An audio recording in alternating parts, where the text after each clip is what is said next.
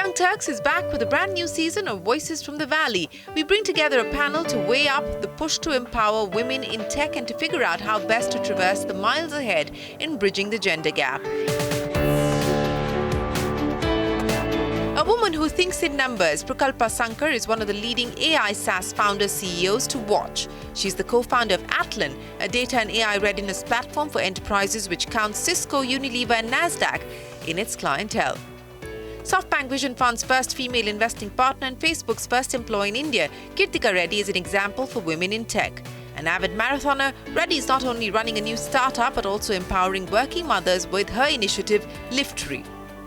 For Priya Ramachandran, an experienced enterprise SaaS operator, fostering startups is now a full-time gig. Besides leading SaaS Boomi's initiatives in North America, Priya is an investor in more than a dozen startups through her VC firm, Foster Ventures. Former leader at Glassdoor and Accenture, Jyotika Gupta, is now helping startups as a partner at Z21 Ventures, which has invested in over 25 startups in the Indo-US corridor. Gupta says her VC firm wants to be co-pilots with its portfolio founders.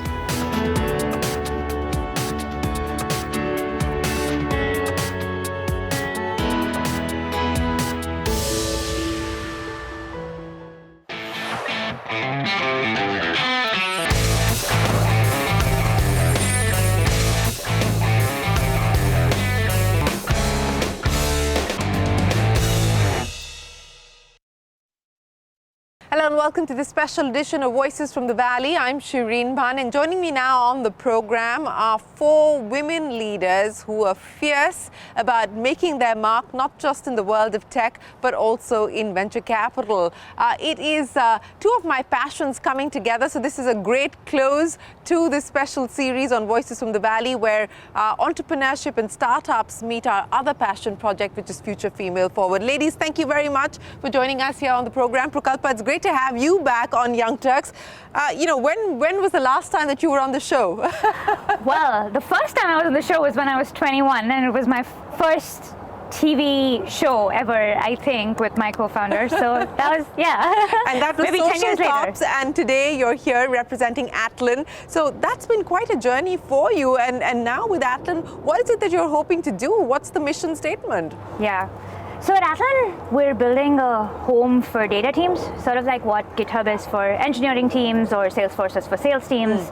We're building the collaboration control plane for data organizations. So especially as AI is becoming more important in the world, as you know, there's this insider joke, which is that everyone's ready for AI except your enterprise data. Right. And we so you're getting the that. data ready for AI. Yes, pretty much. Is that the simplistic way of putting it? That's the simplistic way of putting it, Okay. yes. I'll get to the more complicated part in just a second. But Kirthiga, great to have you back on the program as well. And since we last spoke, actually here in the Valley, you've decided to launch Virtualness. So take us through what's going on with that. Totally.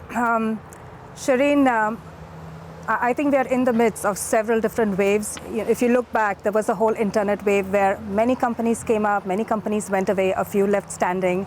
We are one of those companies from the blockchain era where there was a huge amount of hype around blockchain, but then there are companies that will build lasting, transformative companies, and that's what Virtualness is, and we are embracing all of the power of generative AI. What do? Anytime you look at something and think, is this real? Yeah. And how do I verify it? How do I validate it? We are that authentication technology that powers it. We have powered major sports leagues like Liga 1 in Indonesia, creators with over 100 million fans. But the biggest and the fastest growing part of our business is actually enterprise, right, where people are coming to us and asking us for authentication of digital credentials. We powered the Asian Academy Awards. We powered authentication around a Guinness World Record. And that whole industry is actually a $166 billion industry that hasn't seen disruption in ages. So that's what we power. And look for major announcements also around areas like product authentication. You look at something and say, is it real? We are that blockchain-powered technology, and we use AI for designing unique, verifiable awards badges that you can then track and verify globally. When are we getting our Young Turks badge? Very soon, very soon. We have to, so stay tuned. You will be getting your Young Turks badge that you can authenticate. But Priya, wonderful to have you on the program as well. And it's great to see that there are women who are funding other startups that are also led by women. What made you want to do Foster Ventures? So thank you for having me here today. I'm an operator turned VC, and one of the main reasons as to why I started Foster Ventures is to be like fostering innovation from the city of Foster City. And the main goal was to be investing with like 3 core focus, right? Investing with respect, ensuring stakeholder success. Stakeholder meaning the LPs who trust us, invest the money. Yeah. Founders whom we are investing in, and the community that we are building, and building with integrity.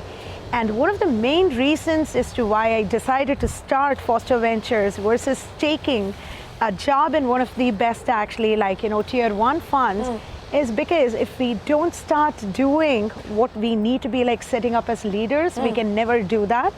And I'm indeed so honored here today to be with Kirthiga, because she's one of the ones truly, when I had this discussion with her literally like a year and a half ago, asking her, hey, I've gotten these 3 offers versus me following my passion of starting my own fund. Yeah.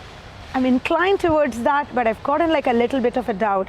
She just looked at me straight and said, Priya, start the fund. If you can't do it, no one else can do it. And thank you. If not you, who? If not now, when?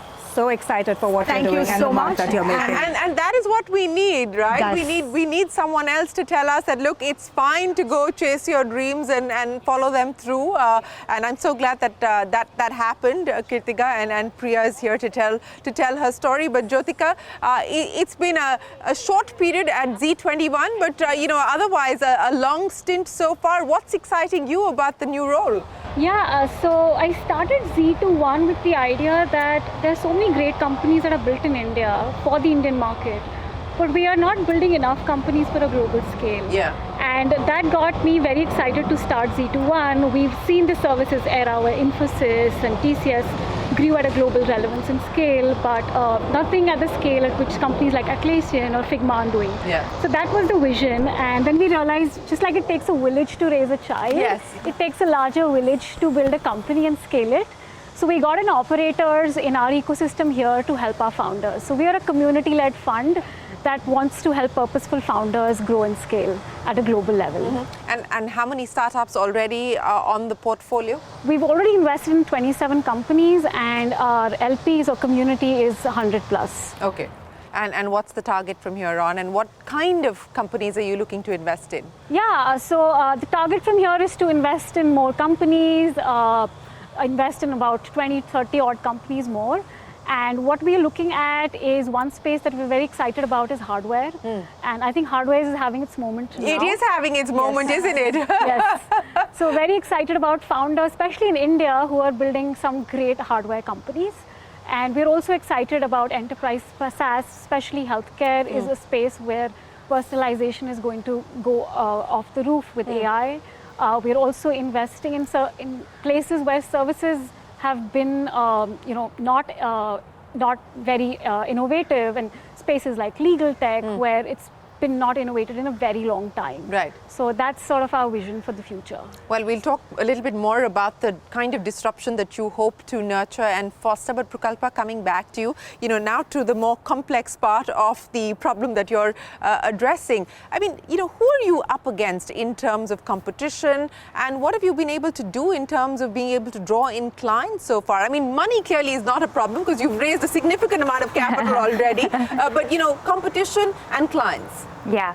So, I'll just step back a little bit about our founding story at Atlan. Prior to this, my co-founder Varun and I, we founded a company called Social Cups that did a lot of work in data science for social good. So we were building India's national data platform. We did a lot of work with the United Nations on the global SDG agenda. And our model was that we were the data team, and we were basically solving these problems for ourselves. There's a book out on you, right? Calling you the data warrior. Yes, among other things. But we were very, very grateful to work on some very cool problems. And that's where we learned everything that we learned about building and running data teams. And the reality is it's really hard to build and run data teams. I remember some of my worst moments was when I got a call from like a stakeholder saying the number on this dashboard is broken, we don't know why, and we're going to show it to like the minister in like a couple of minutes. Right. I remember jumping out of my bed, I open up my laptop, there's a 2x spike overnight in the data, and I have no idea why. And then I call 4 people, my project manager, my analyst, my engineer, no one knows why. What? And that's the reality of data. Data is complex because there's a diversity of people, there's a diversity of tools, and that leads to what we call collaboration chaos inside organizations. So we tried to buy a solution. If there was a solution that existed, that's not our problem, we would have bought. I tried 3 times over to do that we failed 3 times over. Right. The 4th time we built Atlan for ourselves. Right. So you were trying to solve your own problem. We were just trying to solve our own problem. We never meant to sell it to anybody else. And then we realized that we'd made our team 6 times more agile in that time and said, hey, can we go help data teams around the world with this? And so since we launched Atlan in 2020, we've scaled like, almost like first year 10x and like many times over. And a lot of that has just come to the fact that we understand the problem very, very deeply. And we built the product. We faced it. We were the data team and we intended to kind of go solve the problem for the world. What that's meant for us from a traction perspective is, we're today working with maybe some of the top companies around the world. We're the de facto for a data first forward company, right, from companies like Dropbox and HubSpot to some of the largest banks out there, some of the largest e-commerce companies out there. And we're powering their data infrastructure, especially as they move into this AI world. Right. Because the question, like, if you're looking at a dashboard and you say, number doesn't look right, you're a human, you can do that. 2 years from now, it's going to be AI. How do you give AI the trust and context that it needs to help make these decisions? Yeah. You couldn't have done this from India, though? Well, we're still doing this from India. So, like, our team is super global. We're in 21 countries. A large part of our engineering product organization is in India. 70% of our customers are in the US. But sales will have to be run out of the US. Our sales operates out of the US. We actually think we're a new breed of company, which is fundamentally global first. Like, we don't have a headquarters. Yeah. And I think it's allowed us to build like not just a company from the East or a company from the West or a company from we're a global company and we're going to learn the best that we can from everywhere around the world. And I think that's actually maybe one of our long-term culture moats is being able to build that. Well, that's interesting. And Kirthiga, let's address the issue that Prukalpa just raised, because I think that this is the audacious ambition that we're now starting to see many young entrepreneurs, and especially entrepreneurs out of India, wanting to build global companies and operate in almost a borderless world. How do you read that, and what is that doing to the kind of investments that you're making, the way that you're looking at future investments as well? I think hybrid teams and looking at talent as well as client bases across the world is here to stay. My company, Virtualness, we are a seed-funded company, and we already have teams in 7 different countries, including India, Dubai, Singapore, London, US. From a market perspective, we actually started with the United States and Indonesia as 2 key markets. Okay. Just made the decision to say that India is too big, too large, too near and dear for us to ignore. So that is another key focus area that you'll see a lot about over the next few months. And the same thing from the investing side. I mean, we have investors like Priya who are explicitly looking at cross-border opportunities. One of my investors, Z21 Ventures, again, that connectivity point to the rest of the world and India, I've been able to send some amazing companies to them, and they're funded, the best of the best. So that kind of cross-border investing, team building, client base is here to stay. It's here to stay. When you look at a company that you're investing in, Priya, and going back to what we just talked about, this sort of AI explosion, if hardware is having its moment with what we're seeing as far as companies like NVIDIA is concerned, AI is sort of on this explosive growth trajectory at this point in time. How are you weaving that into the way that you spot companies, the way that you work with founders at this point in time, and what you're hoping to build out? As Prukalpa was just mentioning a few minutes ago about actually building global companies, the fact is going to be around, if someone is going to be building a software for a company like Procter & Gamble, it's not going to be for one country. Yeah. It's going to be for like 100 plus countries. Yeah. So we are going to be like looking at building companies which is going to be like compliant for different countries across the world. When we are going to be like thinking in that particular angle, it's not going to be the discussion on, hey, is AI going to be the main focus, or each and every one of the software that is being built is going to be having AI inbuilt within that. You know, we were also having a discussion around this earlier this week. .com is everywhere after the early 2000s. Yeah. And similar so there to won't that, be any difference between an AI company. I mean, every company is expected to be an AI Every single company. company that we are going to be looking at is going to be an AI company. But the main differentiation factor that Foster Ventures looks at is, what are we truly focused on making the change in, right? As Jyotika already brought up, a lot of change needs to be happening in the healthcare side. Yeah. And similarly, another non-penetrated market is industries. Yeah. How are we going to be bringing in the changes of data, AI, or LLMs, which is being built with respect to manufacturing, with respect to supply chain, right? And that is one of the main focus that we do when we are investing from Foster Ventures. We look at the main things as to what industry are they solving for? How are they solving this particular problem? How are these problems that are going to be solved truly going to be like helping out these industries or the verticals to be like having a true impact, not just today, but for the next couple of decades that's going to be like coming from the value generation perspective and also from the sustainability angle too, right? So that is what we basically look out for when we are investing. And that's why in Foster Ventures, one of the key things that we do is we usually work with at least like 2 design partners as part of the due diligence, so that the founders, even at the pre-seed and the seed level, are getting to know, hey, am I truly solving the problem, right? And that's going to be the major difference. So Jyotika, when we're talking about disruption and problem solving, I mean, what's looking exciting to you at this point in time? Going back to Priya's point about where you really see the impact being visible in the next 3 to 5 years. I mean, everyone's betting on what AI will do in terms of transformation, but in terms of the next 3 to 5 years, where do you really see that big perceptible difference? I think one is industries where there's been no innovation at all. And as I mentioned, like legal is one. We think about, so one of our companies, they started making nozzles for firefighters, and that industry wasn't disrupted for 70 years. And so I think those are spaces that are there to stay for the next 3 to 5 years, where there's a strong need for using AI to bring a lot of disruption and change.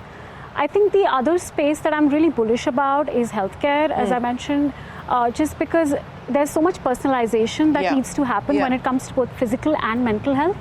And I think AI is going to disrupt that completely. It's going to give people a lot of leverage, which hasn't happened in the past. So I see AI driving a lot of augmentation rather than automation, if you would say, in the next 3 to 5 years.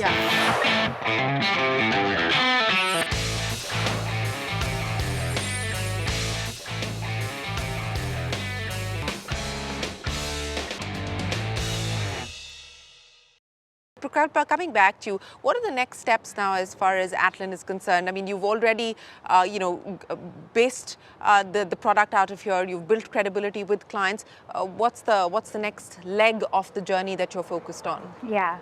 So the way we see ourselves is, like if you think about the next 5-10 years, like you said, every company is going to be an AI company. I would go on to say that any amazing human achievement in the world, like man on Mars and like cure to cancer, will have like a data organization behind it, and we want to be the home for that data org. We want to be the icon on the desktop, and so a large part of it is scaling go-to-market, scaling but really making sure that we can be the partner to these teams in the journey that they're going to take. What's the hardest part about scaling? The hardest part about scaling, I think, is this balance of we're, I think, in a fortunate place where, sometimes they say you build a product that the market wants and you're at this point where they're pulling you out, and I think that's a very, very fortunate place to be. But I think in tech, not a lot of companies have built an enduring company. Like actually tech cycles, like, you know, like how many companies have really lasted more than 100 years? Not many, right? And so as you are living in this world, which is constantly changing, like technology is changing, the world is changing. Like over the last 5 years, I think being a business leader has been way harder than maybe the decade before that. But as that's happening, how do you build an organization that's enduring and resilient? And how does that feed into hiring? And how does that feed into culture? And how does that feed into, and I think that doing that such that the organizational DNA is built in a way that's resilient and that can go through not just the ups, but also the downs. I think that's probably balancing that with the speed of growth might be the hardest thing. You know, I think that's an important point that you make. And Kirthika, from your own experience of having worked for several years, and you know, this is a challenge that many leaders are talking about, that you know, not just the uncertainty of the world, the geopolitical uncertainty, the economic uncertainty, but also the kinds of challenges that you have to deal with. Tech cycles getting shorter and shorter, the regulatory environment changing on you. You know, being a leader today, much harder than it was, you know, maybe even a decade ago? Well, 10x, 100x, you put a number, the short answer is yes. And also, we all live this on a very public stage, given how much attention everything gets. And that also is an opportunity, though. It's an opportunity to really showcase what your mission is, what is your long-term goal, to showcase amazing members of your team who are doing incredible things for the company, what your partners are doing, what your clients are doing, what are the big problems that they're solving. And yes, you have to thread the needle very carefully and always be at the top of figuring out what is the next thing. Making sure we are carving out time for learning becomes a really important thing, Shereen. You know, I would love to add in one thing on the scaling piece, right? One of the most important things I would love to bring up with respect to scaling is also the factor that when you are building a company, right, especially a global company, we need to be like thinking about the local culture, local institutions, local compliances in place, right? And that involves a lot of change management from the adoption and the usage perspective. And when we are launching a product, especially I'm sure Prukalpa will agree along with actually like Kirthiga too, right? The way in which we might launch a product in actually Italy and the adoption happening in over there with the team in a customer location is way different from Singapore, whereas it's completely different in India, so whereas it's different global over here. at the back end, but on the front end, you'll have to be very specific to the markets that you're addressing. Local people, local change management, ultimately it's the users who we are targeting towards. And unless and until we are going to target that, right, the change management is going to be consistent, as you rightly said. And Shereen, if there's another aspect that I feel very excited about, it's the ability to co-create at a global scale. You know, I remember early wins at Facebook India was because innovative leaders from Procter & Gamble and said, here's a problem, can we solve it? And we are seeing the same phenomena happen at a much larger scale. We spoke about women and the need for more women in leadership positions all around. So one of the examples that was a true co-creation was actually voting on the blockchain platform, where we fueled Empowered Women of the World Awards. All of the women nominees were on blockchain. Voting happened on blockchain. They were able to have a direct connect to members who voted, all authenticated. The awards happened on blockchain. We did not have that capability before. It was because a partner came and said, hey, this is a platform that allows scale and simplicity. What can we do together? So I'm very, very excited about co-creating with clients and with partners. You know, I'm glad that you brought up women because let's address the elephant in the room, and the fact remains that there are not enough women starting up. There are not enough women in leadership roles, and the kind of VC capital that men have access to, women clearly do not have access to. Jyotika, you know, is this something that you're looking at all? Is this something that you hope that you will be able to change in some form or fashion with the kind of investing that you're doing? Absolutely, Shereen. We are very intentional about the deals that we look at, get women leaders into the pipeline. And then, of course, we want diversity, but we want diversity of thought with a certain benchmark. So we are actively looking at women CEOs, and we need more women writing checks to invest in more women founders. But I think there are a couple of things that come to mind. One is we need more STEM graduates, more female STEM graduates. And right now it's only a fifth of the graduates that are women. We need to increase that. And I attended this talk by Revati, who's the CEO of Flex, and she said women often feel they're not ready, but they need to think whether they're ready enough. So we need to sort of inculcate that kind of thinking, but we are very bullish about investing in female founders and having, especially with a lot of AI companies that we are focusing on in enterprise SaaS, I think there's a lot of opportunity out there. You know, Prukalpa, and I know that this is probably something that you get peeved by as well, and for the longest time, you know, I was sensitive about this as well, that, you know, don't attach the woman tag or label to, you're an entrepreneur, you don't have to be introduced as a woman entrepreneur. But the fact of the matter is that the gap has widened, and we need to be able to find ways to bridge it. And I think sometimes acknowledging the fact that there is a gap that exists, I think that in itself addresses at least part of the problem, you know, and we have to find ways of addressing that. But what has it been like for you in pretty much a male-dominated space? Yeah. So a couple of things. One, I feel like I've personally had a very positive experience. Yeah. So I actually think that, like, I don't think I've ever been treated differently because I'm a woman. I've been surrounded by my co-founder, our investors, our board, our team. I actually think that, like, the world today, if you know, and the beautiful thing about startups is sometimes I guess you can choose to surround yourself with a certain set of people, right? But I actually genuinely think that we're poised in a place where we can move towards a meritocracy, and what matters is merit and outcomes and not your gender or like where you come from or any of those things. I do think that one of the things, though, and like I've thought deeply about this, like, where is the problem? Is the problem that there are not enough women entrepreneurs? Or is that where you solve the problem? And I actually think the problem goes way earlier. Like, it goes to school, it goes to, like, my homes. Mom, it goes to homes. Like, my mom used to make me, like, write letters to myself when I was in 10th grade, and I remember writing a letter to myself about how I would want to found a company, and I was like, my parents always wanted my dreams to come true, and like, I think the change needs to happen at a different pace. Absolutely. But the thing that I have changed, which was actually in the middle, I stopped going to any woman entrepreneur media thing because I was like, I don't want to be called a woman entrepreneur. I want to be called an entrepreneur. And the thing that changed for me recently is I realized that role models are important. And sometimes just seeing someone else that looks and feels like you gives you, like, the aspiration to be that. And the confidence. And the confidence to be that. And I think that definitely we need more and more women who are doing amazing things to go out and speak up and help each other out, and hopefully create, like, just be role models for the next generation.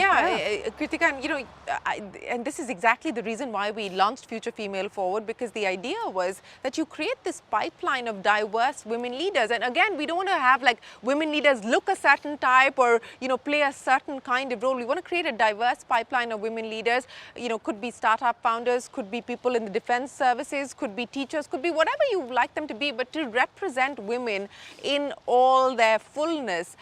You know, do you believe that you're starting to see a perceptible change now? We would like to believe that merit works and merit will drive decisions, and that boardrooms are much more sensitive and aware today. But, you know, what's your experience been? So change is happening, but it's far too slow for any one of us, and we all need to be impatient about driving more change, Shereen. When I jumped back into co-founding, one of the stats that really stuck with me was the fact that 5% of founders in the blockchain space were female. And I had sleepless nights about that. And it became one of those, if not me, who, if not now, when. And each one of us can then use the platforms that we have to drive change. Even if I look back at my work at SoftBank Vision Fund, I was the first female investment partner there. And I took that responsibility very seriously to both inculcate diversity within the company, create platforms to bring rising women leaders across our portfolio companies. I was on the investment committee for our Emerge Accelerator program, Brilliant Companies by Diverse Founders. So change is happening. No step is too small or too big, and we all need to think about the change that we need to drive. And I was very intentional, Shereen, also when I was fundraising, to make sure that I had a number of women on my cap table, and we raised a 8-figure seed raise. We were very oversubscribed and have the most amazing investors, many of them women-led funds, and women investors, including from India. We have amazing men too, Harshin, but we also have amazing female investors like Vani Kola. Absolutely. And I agree with you. I mean, no step is small, and I think that we all need to sort of use our voices, our platforms in whatever way possible. Priya, what are you doing about this? And so it was totally an honor to be an angel investor in Virtualness before we started the Foster Ventures. That's all the small steps, right? I would love to give an example over here. When I got into INSEAD for my business school, my son was literally like 9 months old. A lot of people used to ask me this question as to how are you going to manage?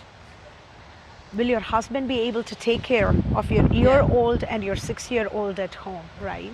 But there was this amazing women leader who basically was the first one to ask me the question in a very different way. She was like, how can I support you through this journey, Priya? I still get goosebumps when I say that really, because that is what we need to do as fellow women. And that really stuck with me forever. It's not about we showing the concern on what and how. It is about asking the right questions with which we can be of like support to the fellow women or different kind of people who are trying to be like coming out and starting something new. And that's a beautiful lesson that I learned, that I'm happy to be like asking the same question when someone comes to me, right? That is something which helped me go through the 13-14 months of my business school in INSEAD, because I knew that there are people to support me.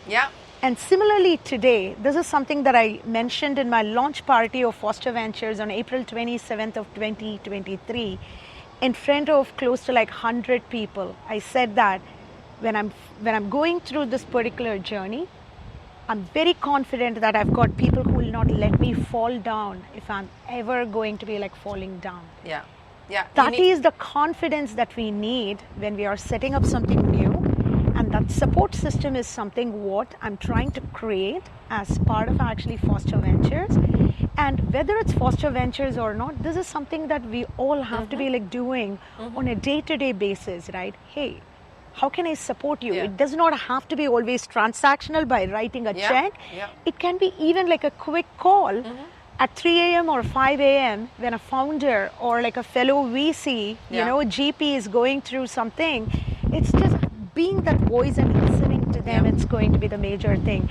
And that's something which is like tied towards into our whole value perspective. I think we all need a sounding board. We all need a shoulder, at different points in our journeys. And that is very, very important. But let's talk about milestones. Next milestone for you as far as Atlan is concerned, and for you personally as well, Prukalpa, as an entrepreneur. Next milestone, probably like 3xing the company and like very, very soon is a number milestone. But I think the bigger milestone, I think, is we're in this, like I talk about this, like if you think about the journey of building companies, you're kind of stewarding something that is a living, breathing thing and deserves to be an adult. And I think we've brought Atlan from a baby to a teenager now. And I'm pretty proud of this teenager. It's like a pretty, it's a kick-ass teenager.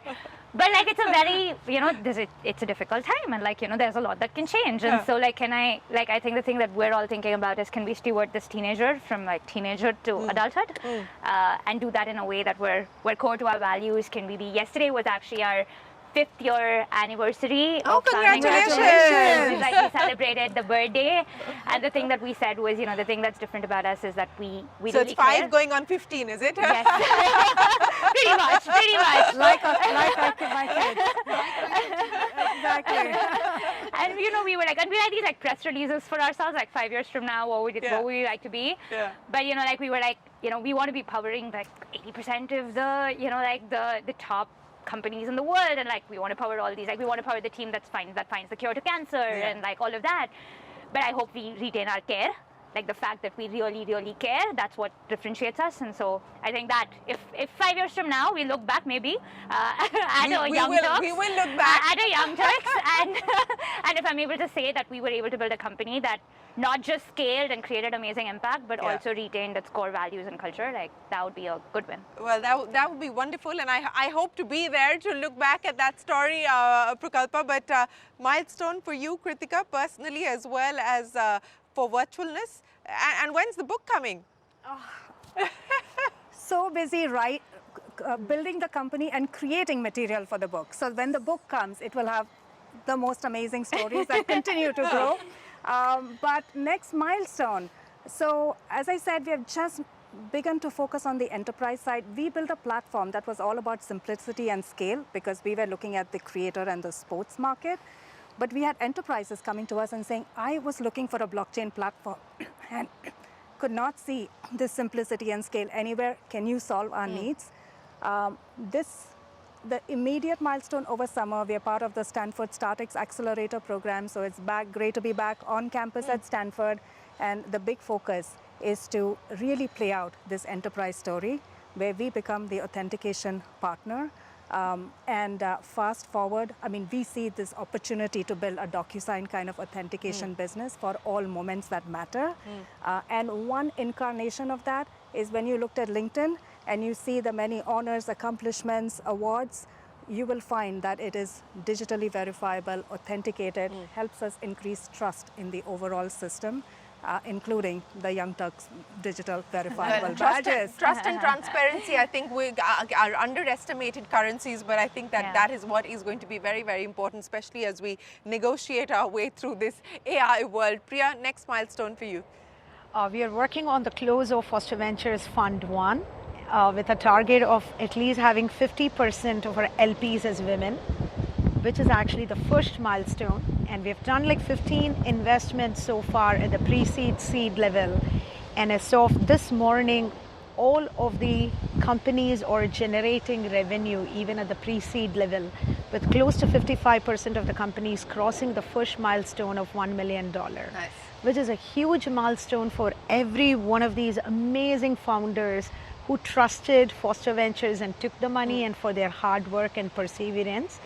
And so working through these startups to be actually building the future Atlan equivalent or the Virtualness equivalent is going to be the milestone. And I would say that it's just not a milestone, it's a journey.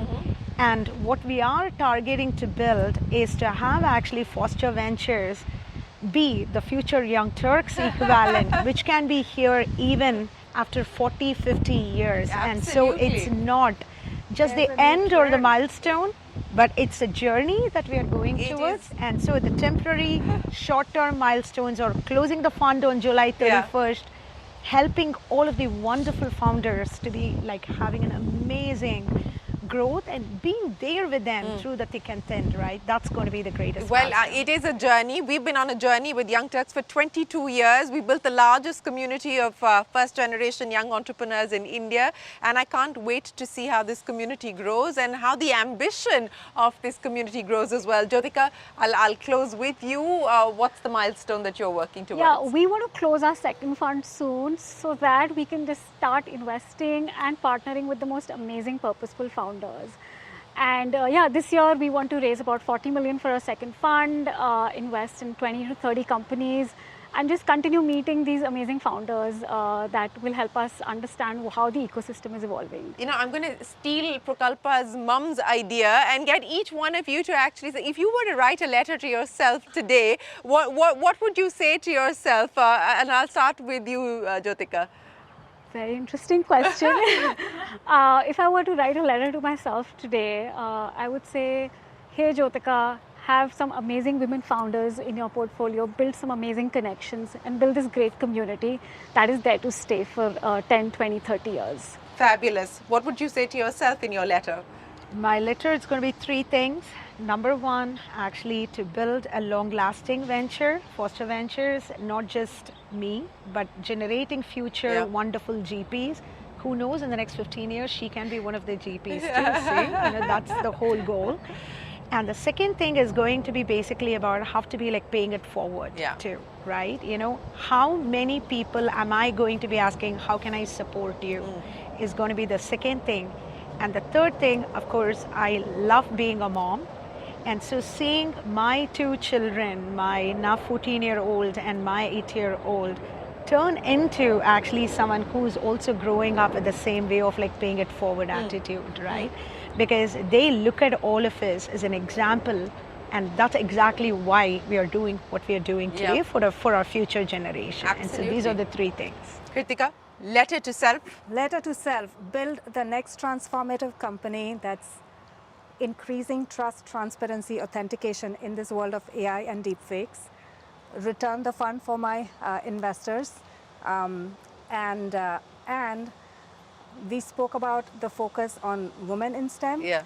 My big focus is also the steep mid-career drop-off that we see in women. There's a 39% mid-career drop-off, talking about how much progress is made. We are not making much progress. So I fund a social impact initiative called Liftry that's focused on helping change those numbers. And I hope to be able to look back and say it went down from 39% to sub 30 would be a great move. Well, I certainly hope that we get to that number, because that is a significant reason why we see women dropping off and not being able to achieve the kind of true potential that they have. Prukalpa, we'll close with you. Letter to yourself. My mom is going to be watching. Oh my God. I have to beat 10th grade me. The first one is keep dreaming. Nothing is impossible. My co-founder Varun and I started when we were 21. Like, Atlan was not supposed to, we don't look and feel like the company that was supposed to be where we are today, but if you work really hard and you give your 120%, like nothing's impossible. So keep dreaming and don't forget that. Be grateful. I wake up every morning and I'm like, oh my God, these customers, they're trusting us with all these things, and we want to power their data and their AI and all of that. But we really, just be grateful for the life you're living, and give back, create more impact in the world. We all have 30, 40 years of productive time. So create the most impact that you can. Well, ladies, that's been an absolutely fabulous close. What would my letter to myself be? I think to start with, I think not to really take myself too seriously. I think so many of us grow up with the idea and the notion of having to be a certain way, having to play a certain part. I think just wanting to be who you are and live that out, live your dream, whatever that dream may be. I think to build communities, whether it's Young Turks or it's Future Female Forward or it's all kinds of communities, just to be able to get people together, to connect people with each other, because I truly believe that that's where the magic happens. And finally, have fun while we're at it. So I think that is what my letter to myself would say. But it's been an absolute pleasure. Thank you so much for joining us here today. We wish each one of you the very best of luck with your individual success, with what you're trying to do to change the world, and we hope that each one of you do clock the milestones that you've set out for yourselves. For now, from all of us here on Voices from the Valley, many thanks for joining us. We will take a break and return with a lot more conversation here on CNBC-TV18. Thanks very much for watching.